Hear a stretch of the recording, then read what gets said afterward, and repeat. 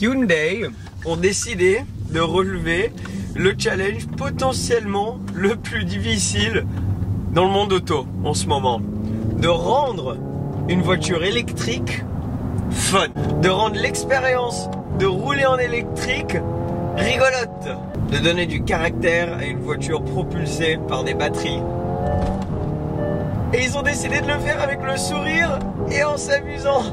Et tu sais quoi? C'est génial.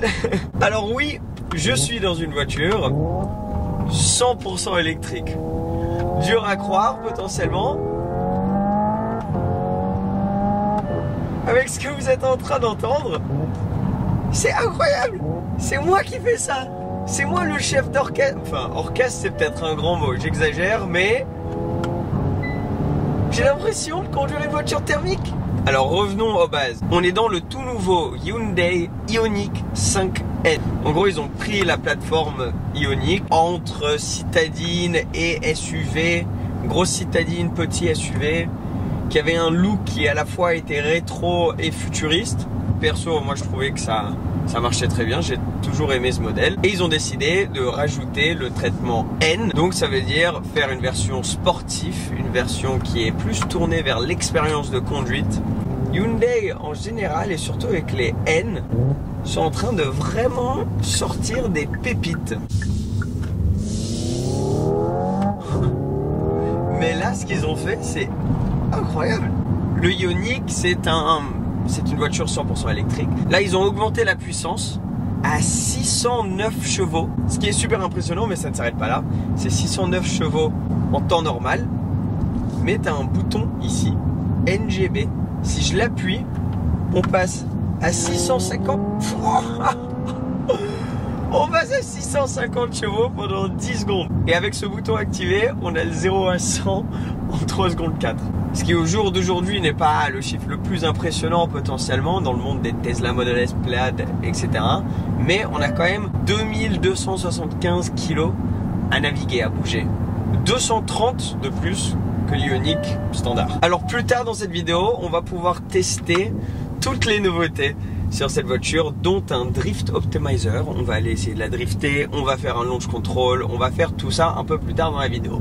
Mais premières impressions, quand j'ai entendu parler de cette voiture, c'était mais qu'est-ce qu'ils se disent? J'ai entendu tellement de fois, ah, on va faire une nouvelle voiture, soit hybride ou électrique, et l'idée c'est de la rendre fun, c'est que les vrais fans auto puissent passer un bon moment au volant de cette voiture. Et sincèrement, à chaque fois, tu te dis, ok, ouais, c'est plus une discussion marketing, mais quand tu conduis la voiture, c'est une 100% électrique, c'est efficace, ça fait le taf. Si tu veux la rouler au quotidien, c'est très bien, mais c'est pas la voiture qui va être fun.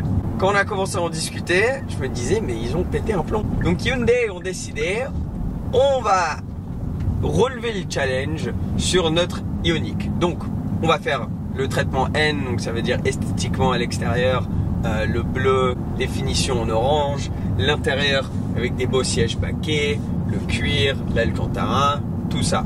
Très bien.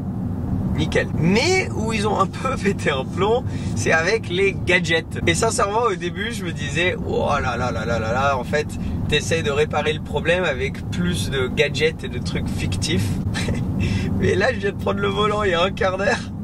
J'ai un sourire comme ça depuis que j'ai pris le volant, c'est ouf. Alors, je vais vous expliquer ce qui se passe, ce qui rend l'expérience fun. Premier truc, c'est qu'ils ont rajouté le fait d'avoir du bruit dans la cabine. Alors, il y en a. Je vais essayer de me retrouver dans tous ces modes qu'il y a ici. Alors où est-ce que c'est? Est-ce que c'est dans Audio? N Active Sound, tu vois. Alors il y a plein de bruits différents que tu peux choisir. Il y en a franchement que je trouve c'est plus un gadget et c'est pas très agréable. Comme ça par exemple. Ça c'est bizarre. Ça t'as l'impression d'être dans un vaisseau spatial. Alors peut-être que c'est fun si t'es avec des amis dans la voiture, t'as envie de leur montrer une fois, ça fait un gadget en plus à leur montrer. T'as le bruit supersonique aussi. Là t'es vraiment dans un vaisseau spatial cette fois-ci. T'as vu ça?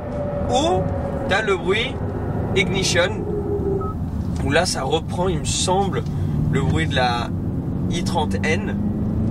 Et là, tu as le bruit d'une voiture. Moi, perso, je laisserai avec ce bruit-là tout le temps. Ensuite, alors il y a des boutons de partout, hein, donc va falloir suivre un petit peu. Sur le volant, donc j'ai le bouton dont on a discuté tout à l'heure, le NGB, pour te donner 10 secondes de 650 chevaux. Ça, c'est génial si tu as besoin de dépasser sur l'autoroute ou quoi. Très pratique. Tu as les drive modes, donc ça c'est classique. Tu as Eco, Normal, Sport. Et après, tu as deux boutons N. Alors, un qui est pour donc ton mode N, c'est le setup fait par Hyundai, en gros pour une conduite sportive. Il y en a une autre qui est passée là, à bloc. Et l'autre, c'est ton mode à toi que tu peux configurer. On bénéficie du NI Shift. Donc ça veut dire qu'avec les palettes derrière le volant, la voiture simule une boîte de vitesse à double embrayage. 8 rapports, il me semble. On va voir, on va essayer de monter. Oui, 8 rapports. Alors, ce qui est très smart avec ça, parce que bien sûr, une voiture électrique n'a pas de boîte de vitesse, ne change pas de vitesse, n'en a pas besoin, et tu as tout le couple d'un coup. Tandis que sur une voiture thermique, tu as les vitesses, tu changes de vitesse et tu as une livraison de couple qui est différente, dépendant de où tu te trouves dans tes tours minutes et dans quelle vitesse. Donc, ce qui est très intelligent, c'est qu'ils n'ont pas juste rajouté donc le bruit d'un changement de vitesse, ça serait limite trop simple. Ils ont rajouté la sensation d'une boîte de vitesse. Donc ça veut dire que quand tu changes de vitesse, elle te met un petit à-coup. Mais aussi, si par exemple tu te mets comme on est là en ville, et là, bon, je suis en première, j'ai monté jusqu'en 4e, bah là, si j'accélère, elle prend du temps, elle simule la livraison de couple d'une voiture thermique. Tandis que si je suis en première, et là j'essaie d'accélérer, tu vois, ça part d'un coup. Et ça, franchement, c'est génial. Alors oui, le bruit est complètement faux. T'es au courant que c'est faux. Elle fait des espèces de petits proutes, des pops and bangs. T'as vu? Mais franchement, sincèrement, dans quasi toutes les voitures de ce genre, aujourd'hui, le bruit que t'entends est faux et passe à travers les haut-parleurs dans tous les cas. Elle fait pas le bruit d'une Murcielago, bien sûr, ça serait pas réaliste, mais j'aime le fait que ce soit franchement assez similaire au bruit auquel tu pourrais t'attendre potentiellement d'une voiture de genre. Si tu vas conduire, par exemple, moi j'ai une 135i, franchement, elle fait le même bruit que ma 135i, mais je me demande si c'était pas un peu mieux. Bon, il y a... Voilà, quand tu montes dans les tours, c'est vrai que ça fait un peu faux bruit. Par contre, ça va très très vite. 609 chevaux en électrique, donc ça veut dire que tu as quand même cette livraison de puissance si tu es dans la bonne vitesse, qui est assez dingue. Perso, je trouve ça trop cool que Hyundai ont décidé de rigoler, de s'amuser. Ils ont un sens de l'humour. Ils se sont dit, bon, tu sais quoi, on va faire une voiture, oui certes on va donner 448 km d'autonomie, très bien, elle va avoir un gros coffre, très bien, c'est bon, on a coché toutes ces cases, maintenant rigolons un petit peu, rajoutons du bruit, rajoutons des fausses changements de vitesse, un bouton qui te donne, regarde t'appuies là et tu décolles, c'est un truc de dingue. Genre c'est vraiment comme si en fait tu avais une voiture qui avait été développée par des ingénieurs vraiment avec beaucoup de compétences, et après ils ont donné le projet à un gosse de 8 ans, ils ont dit vas-y, amuse-toi, rajoute ce que tu veux, et ça veut dire que tu t'amuses. Quel concept dans une voiture moderne, de s'amuser, de sourire, de passer un bon moment. Alors oui, je suis peut-être en train de m'emballer un petit peu parce que c'est une voiture électrique qui a un côté fun. Donc certes, il y a beaucoup d'autres voitures très très fun sur le marché, mais modernes, qui ont les bénéfices, parce qu'il y en a quand même si on veut pas se l'avouer, de l'électrique. Oh, regarde, attends, on va appuyer sur le bouton NGB, là on est en stop, et on va voir ce que ça donne. Vous êtes prêts?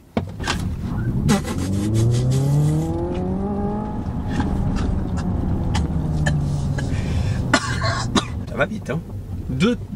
3 presque.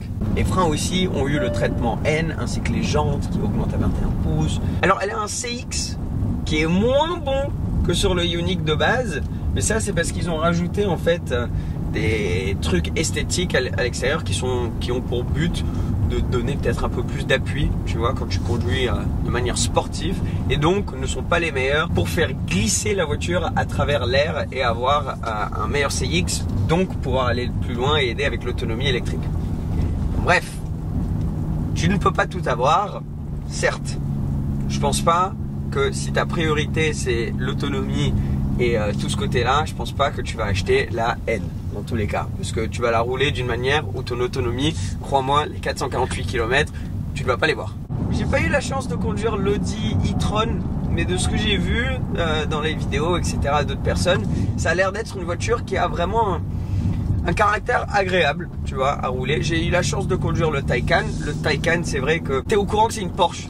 Je sais pas comment l'expliquer, mais même si t'as pas le bruit, même si t'as pas tout ça, tu es au courant que c'est une Porsche, et dans son expérience de conduite, c'est agréable, et tu peux t'amuser sur des routes. Bon, quand je dis t'es au courant que c'est une Porsche, c'est parce que dans sa manière de communiquer avec la route et de te communiquer la route. Après, niveau caractère, t'es très loin d'une GT3 RS. T'es même pas dans la même conversation, même stratosphère. Bref. Donc ça, c'était un peu les voitures, les références, disons, en conduite électrique pour quelqu'un qui aimait bien rouler et passer du temps derrière le volant. Et où la priorité, c'était pas juste aller au boulot tous les jours d'une manière, de la manière la plus efficace possible. Mais je pense sincèrement qu'on a un nouveau patron dans cette catégorie avec ce Ioniq 5N. Mais pour vous confirmer ça, allons sur circuit. Allez, sur circuit, il y a une caméra là, une GoPro là. Donc je vous garantis pas que la caméra, elle va tenir en place parce que ça va tirer un petit peu. Je suis dans une voiture, hein, juste pour récapituler, qui pèse 2275 kg. Vous imaginez un petit peu, et je suis en train de la balader sur circuit. On est aussi dans une voiture 100% électrique, mais écoutez, ben oui, ça fait peut-être un peu bruit, tu sais que c'est pas un vrai bruit quand tu montes haut dans les tours, mais regarde, tu peux t'amuser sur circuit, tu peux passer un bon moment. Alors, le comportement est assez étonnant. Donc on est en 4 roues motrices, mais vraiment un comportement qui peut te laisser croire que tu es en propulsion, et elle te communique énormément. Alors déjà, ça freine très fort, mais c'est surtout, c'est étonnant à quel point elle déguise son poids. Regarde là, hop, petit droite, suivi d'un petit gauche, donc tu es quand même en train de la balancer un peu dans tous les sens. Et bon, c'est pas une Lotus, mais tu peux quand même passer un bon moment. Et ce qui est étonnant, c'est qu'on oublie un peu la taille de la voiture. Alors attendez, on va tester le bouton boost. J'ai un décompte. Oh, ça va vite. Ça va tellement plus vite quand tu es avec le bouton boost qu'il faut que tu réadaptes tes points de freinage.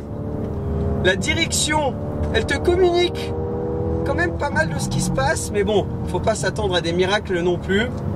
C'est pas un Cayman GT4, mais c'était pas le but. Le but, c'est d'avoir une voiture que tu peux rouler au quotidien, qui est vraiment un caractère fun, sportif, et qui a de la crédibilité sur circuit.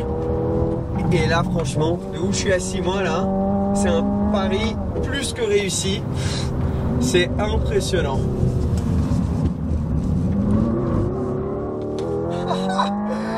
Elle priorise vraiment, je sais pas si c'est un mot, mais elle met en avant vraiment ce côté propulsion. Je suis étonné.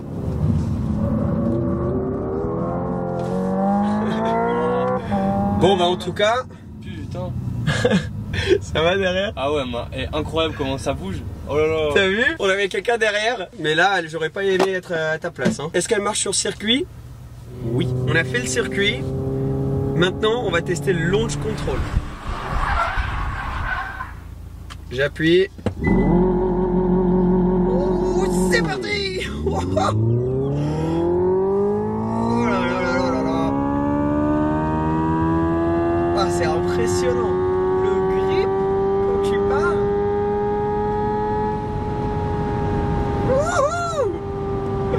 Ah, c'est génial. Bon, franchement, la famille, Le 0 à 100 en 3 secondes 4, je veux bien le croire. On a fait sur route, sur circuit, launch control, dernière étape, on va drifter.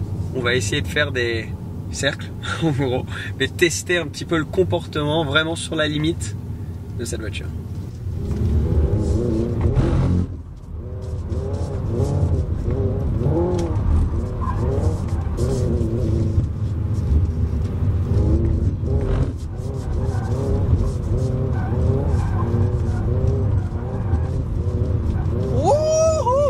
Voiture 100% électrique, tu peux la drifter. J'ai pas beaucoup parlé, mais qu'est-ce que c'est fun. Je pense que c'est le thème de cette vidéo. Genre, je me suis éclaté aujourd'hui.